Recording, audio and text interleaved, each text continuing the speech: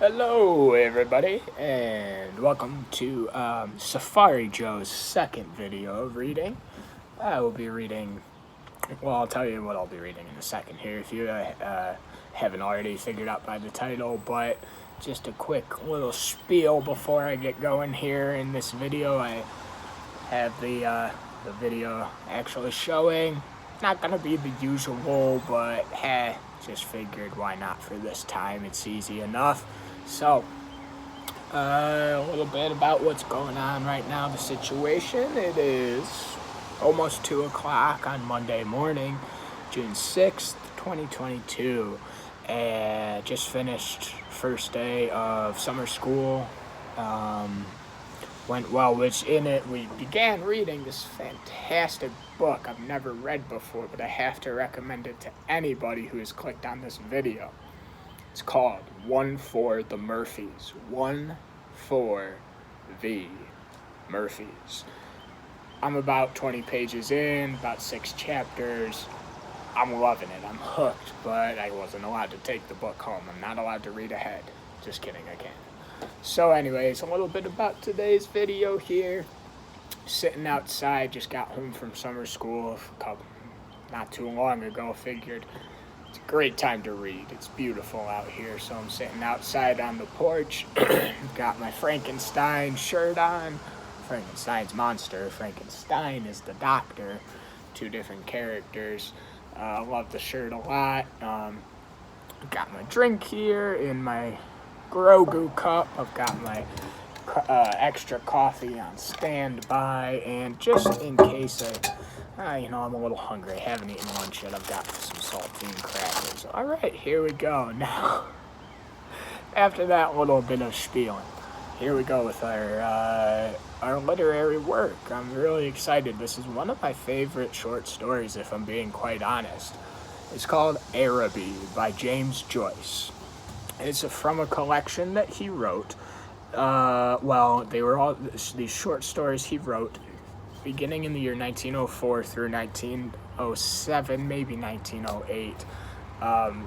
He wrote these short stories that were published in various magazines, and they were eventually put into a compilation into this book called Dubliners. It's all of these stories are public domain usage, and I strongly recommend this book. It's fantastic. However, today we're just gonna read Araby because it's a great story. It's short enough, and I had previously recorded it, but I couldn't figure out how to upload videos at that time. So here we go. Dubliners. James Joyce, very interesting character as well. Just the life of a writer. Yeah. All right, here we go. So, I believe Dubliners was Araby was published probably about 5th or 6th in the line of the story, so probably around 1905, I would say. I could have just looked in just past the page that it was on. All right. Well, we've been going for 3.5 minutes here, and I've just been rambling and tambling, so here we go. Araby by James Joyce. North Richmond Street, being blind, was a quiet street except at the hour when the Christian Brothers School set the boys free. An uninhabited house of 2 stories stood at the blind end, detached from its neighbors in a square ground. The other houses of the street, conscious of decent lives within them, gazed at one another with brown, imperturbable faces. Big word there. The former tenant of our house, a priest, had died in the back drawing room. Air, musty from having been long and closed, hung in all the rooms. And the waste room behind the kitchen was littered with old, useless papers. Among these I found a few paper-covered books, the pages of which were curled and damp. The Abbot by Walter Scott, like how that rhymes, The Devout Communicant, and The Memoirs of Vidocq. I liked the last best because its leaves were yellow. The pages were yellow. The wild garden behind the house contained a central apple tree and a few straggly bushes, under one of which I found the late tenant's rusty bicycle pump. He had been a very charitable priest. In his will, he had left all his money to institutions and the furniture of his house to his sisters. When the short days of winter came, dusk fell before we had well eaten our dinners. Sorry, let me reread that sentence. When the short days of winter came, dusk fell before we had well eaten our dinners. When we met in the streets, the houses had grown somber. The space of sky above us was the color of ever-changing violet, and toward it the lamps of the street lifted their feeble lanterns. The cold air stung us, and we played till our bodies glowed. Our shouts echoed in the silent street. The career of our play brought us through the dark, muddy lanes behind the houses where we ran the gauntlet of the rough tribes from the cottages, to the back doors of the dark, dripping gardens where odors arose from the ash pits, to the dark odorous stables where the coachmen smoothed and combed the horses or shook music from the buckled harness. When we returned to the street, light from the kitchen windows had filled the air. Let me reread that sentence, please. When we returned to the street, light from the kitchen windows had filled the areas. If my uncle was seen turning the corner, we hid in the shadows until we had seen him safely housed. Or if Mangan's sister came out on the doorstep to call her brother into his tea, we watched her from our shadow peer up and down the street. We waited to see whether she would remain or go in, and if she remained, we left our shadow and walked up to Mangan's steps resignedly. She was waiting for us, her figure defined by the light from the half-open door. Her brother always teased her before he obeyed, and I stood by the railings looking at her. Her dress swung as she moved her body, and the soft rope of her hair tossed from side to side. Every morning I lay on the floor in the front parlor watching her door. The blind was pulled down to within an inch of the sash so that I could not be seen.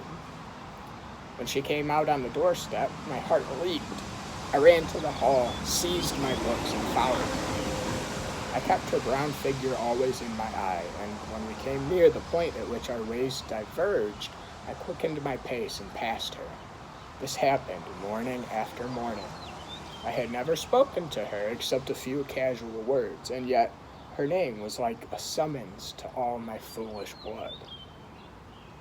Her image accompanied me even in the places the most hostile to romance. On Saturday evenings, when my aunt went to market, I had to go carry some of the parcels. We walked through the flaring streets, jostled by drunken men and bargaining women, amid the curses of laborers, the shrill litanies of shop boys who stood on the guard by the barrel of pig's cheeks, the nasal chanting of street singers who sang Come All You about O'Donovan Rosa, or a ballad about the troubles in our native land. These noises converged in a single sensation of life for me. I imagined that I bore my chalice safely through a throng of foes.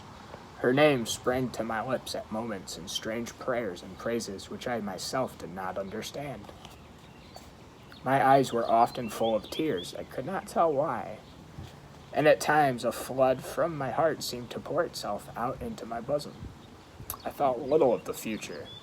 I did not know whether I would ever speak to her or not, or if I spoke to her, how I could tell her of my confused adoration.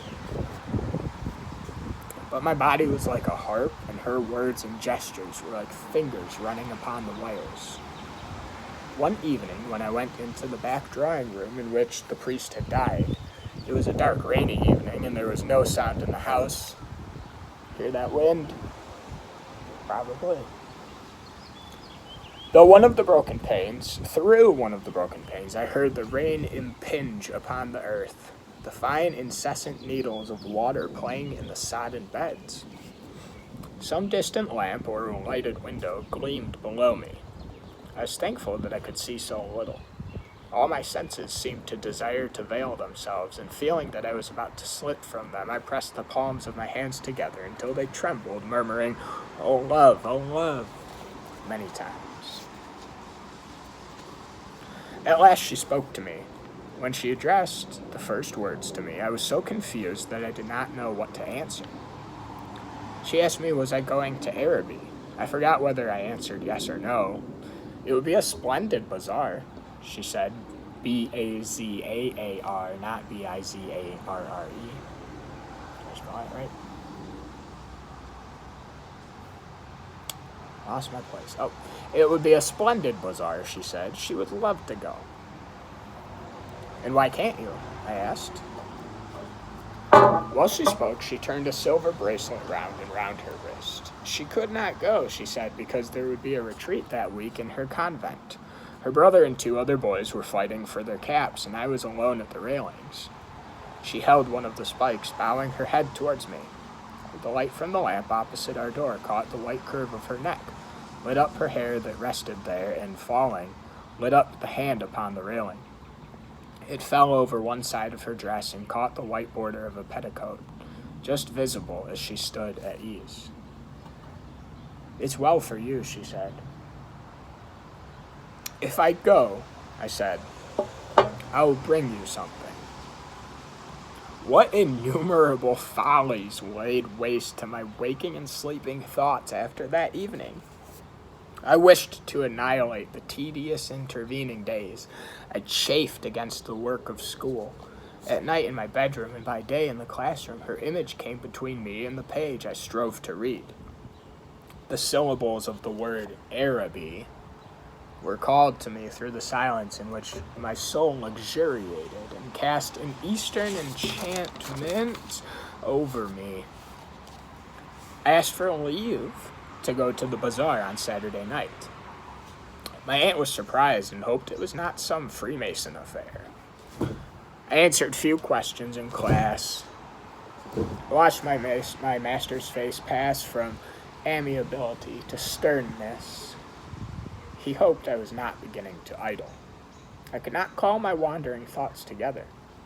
I had hardly any patience with the serious work of life, which, now that it stood between me and my desire, seemed to me child's play. Ugly, monotonous child's play. On Saturday morning, I reminded my uncle that I wished to go to the bazaar in the evening. He was fussing all at the hall stand, looking for the hat brush, and answered me curtly. Yes, boy, I know. As he was in the hall, I could not go into the front parlor and lie at the window. I felt the house in bad humor and walked slowly towards the school. The air was pitilessly raw, and already my heart misgave me. When I came home to dinner, my uncle had not yet been home. Still, it was early. I sat staring at the clock for some time, and when its ticking began to irritate me, I left the room. I mounted the staircase and gained the upper part of the house. The high, cold, empty, gloomy rooms liberated me, and I went from room to room singing. From the front window I saw my companions playing below in the street. Their cries reached me, weakened and indistinct, and leaning my forehead against the cool glass, I looked over at the dark house where she lived. I may have stood there for an hour, seeing nothing but the brown-clad figure cast by my imagination, touched discreetly by the lamplight at the curved neck, at the hand upon the railings, and at the border below the dress.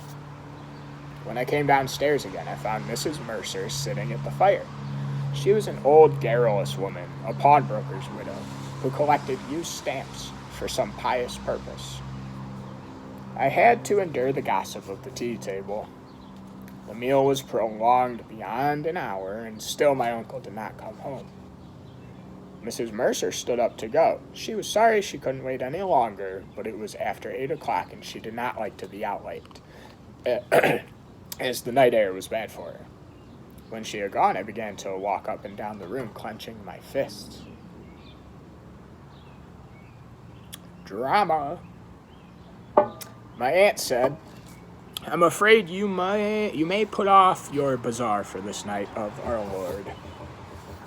And at 9 o'clock, I heard my uncle's latchkey in the hall door. I heard him talking to himself and heard the hall stand rocking when it had received the weight of his overcoat. I could interpret these signs. When he was midway through dinner, I asked him to give me the money to go to the bazaar. He had forgotten. "The people are in bed and after their first sleep now," he said. I did not smile. My aunt said to him energetically, "Can't you give him the money and let him go? You've kept him late enough as it is." My uncle said he was very sorry he had forgotten. He said he believed in the old saying, "All work and no play makes Jack a dull boy." He asked me where I was going, and when I had told him a second time, he asked me, did I know the Arab's farewell to his steed? When I left the kitchen, he was about to recite the opening lines of this piece to my aunt. I held a florin tightly in my hand as I strode down Buckingham Street towards the station. The sights of the streets thronged with buyers and glaring with gas recalled to me the purpose of my journey.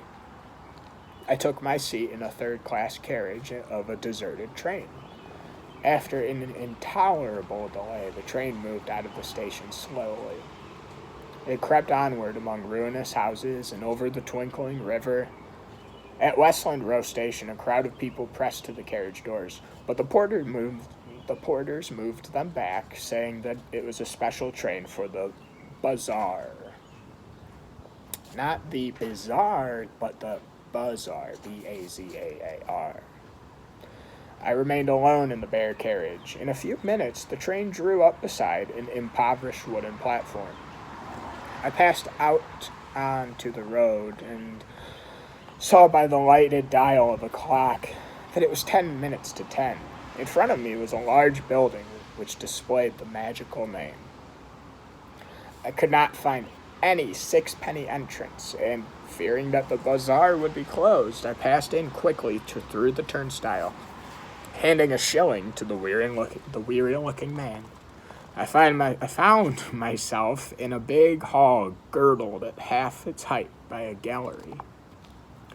Nearly all the stalls were closed, and the greater part of the hall was in darkness.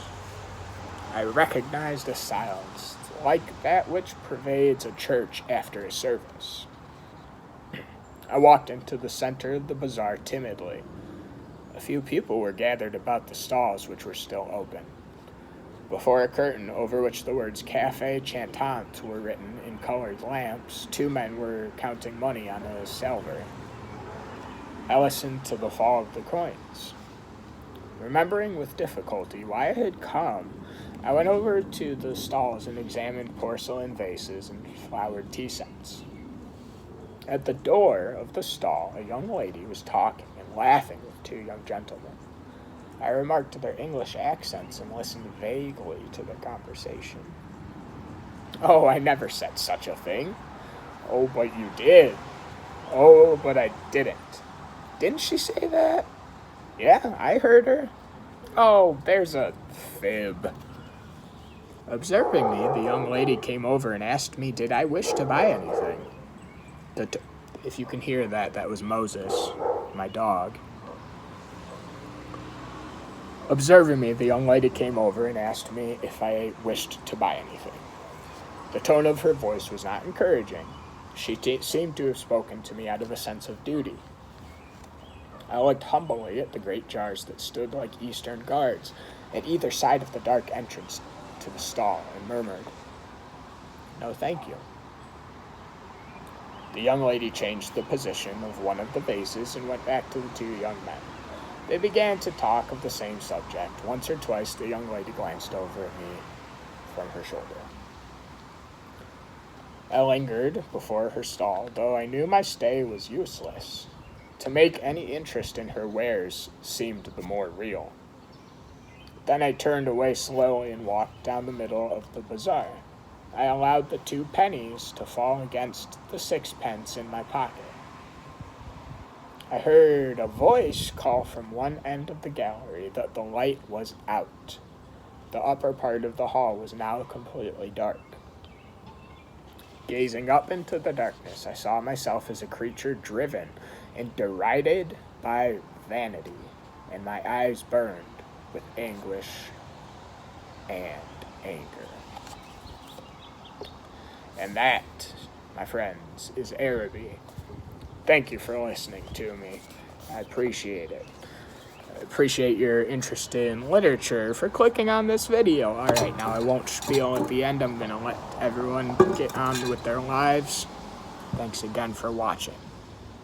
Oh, I think it'd be super cool if anyone is able to point out the irony in this story.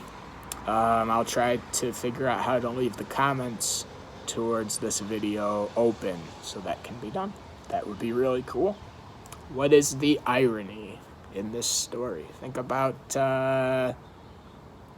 what kind of gift did this young boy, our narrator, get Mangan's sister? What kind of gift did he get her? Did he even give her a gift? Where's the irony? All right.